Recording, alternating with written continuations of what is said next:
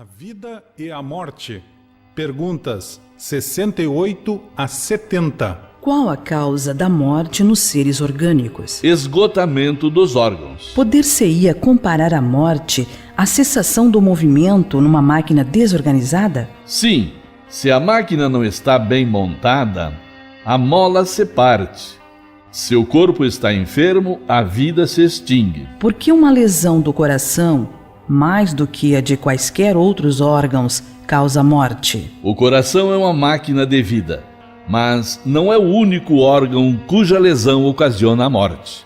Ele não é mais que uma das engrenagens essenciais. Em que se transformam a matéria e o princípio vital dos seres orgânicos quando eles morrem? A matéria inerte se decompõe e vai formar novos organismos.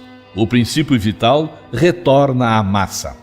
Morto, o ser orgânico, os elementos que o compõem sofrem novas combinações, de que resultam novos seres, os quais aurem na fonte universal o princípio da vida e da atividade, absorvendo-o e assimilando-o para novamente o devolverem a essa fonte quando deixarem de existir. Os órgãos estão, por assim dizer, impregnados de fluido vital.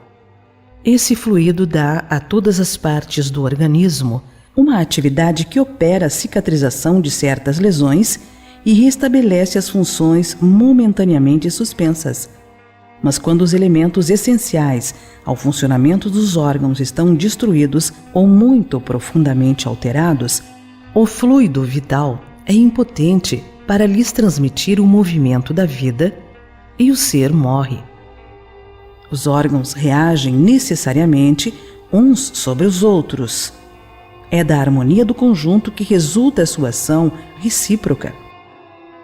Quando uma causa qualquer destrói esta harmonia, os órgãos deixam de funcionar como o movimento de um mecanismo cujas engrenagens essenciais estão desarranjadas. Dá-se o mesmo com um relógio que se desgasta com o tempo ou se danifica por acidente.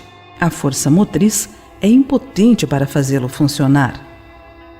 Num aparelho elétrico, temos uma imagem mais exata da vida e da morte. Como todos os corpos da natureza, esse aparelho contém eletricidade em estado latente. Os fenômenos elétricos só se manifestam quando o fluido é posto em atividade por uma causa especial. Então se poderia dizer que o aparelho está vivo. Vindo a cessar a causa da atividade, cessa o fenômeno e o aparelho volta ao estado de inércia. Os corpos orgânicos seriam, assim, uma espécie de pilhas ou aparelhos elétricos nos quais a atividade do fluido produz o fenômeno da vida. A cessação dessa atividade causa a morte. A quantidade de fluido vital não é absoluta em todos os seres orgânicos.